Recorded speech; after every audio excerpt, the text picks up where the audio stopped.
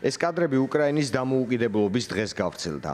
აქ პირველად გამოჩნდა კიდევ ერთი უკრაინული შორ მანძილზე მოქმედი რაკეტა გრძელი ნეპტუნი.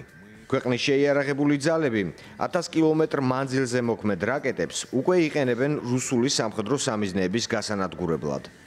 ამას რუსეთის თავდაცვის სამინისტროც ადასტურებს. მაგალითად 15 აგვისტოს რუსეთის თავდაცვის უწყება წერდა, რომ უკრაინამ იერიშების დროს ჰაიმარსებთან ერთად ნეპტუნებიც გამოიყენა. ეს უკვე მეორე შორმანძილზე მოქმედი შეიარაღებაა, რომლის შესახებ ინფორმაციაც კიევმა გაასაჯაროვა. დამოუკიდებლობის დღეს სწორედ შორი მოქმედების შეიარაღებით, თუმცა ოფიციალური ცნობებით, ამ შემთხვევაში დრონებით წარმატებული იერიში მიიტანეს რუსეთის ფედერაციის სამარის ოლქში მორიგ რუსულ ნავთობგადამამუშავებელ ქარხანაზე. დასტურად უკრაინის შეიარაღებულმა ძალებმა ვიდეოც გამოაქვეყნეს. მნიშვნელოვანი სიახლეებია ფრონტის ხაზზეც. ყველაზე რთულ მიმართულებაზე, დონეცკის ოლქში, უკრაინელმა სამხედროებმა კვლავ რამდენიმე სოფელი გაათავისუფლეს. დასახლება პოკროვსკის ჩრდილოეთითა და აღმოსავლეთით აქტიური თავდაცვითი ოპერაციების პარალელურად უკრაინელი სამხედროების შეტევაზეც გადადიან. ამ ფაქტს ადასტურებს ომის შემსწავლელი ინსტიტუტიც. უკრაინის შეიარაღებული ძალების მთავარსარდალი ოლექსანდრ სირსკი წერს. ვესაუბრე სამხედრო მოსამსახურეებს, რომლებიც დიდი ხანია პოკროვსკის დაცვას ამაგრებენ და მტრის ძალების თავდასხმებს იგერიებენ.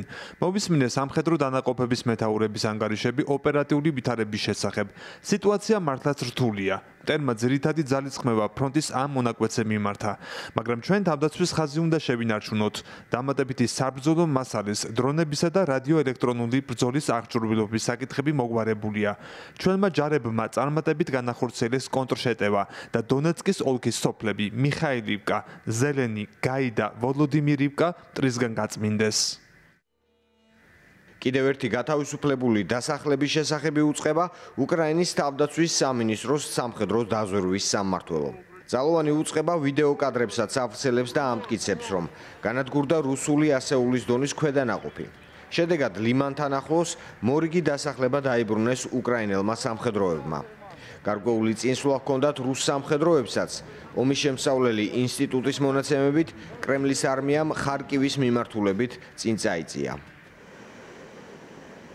უკრაინის შეიარაღებული ძალების გენერალური შტაბის მონაცემებით, ერთ დღეში 159 საბრძოლო დაპირისპირება დაფიქსირდა ფრონტის ხაზზე.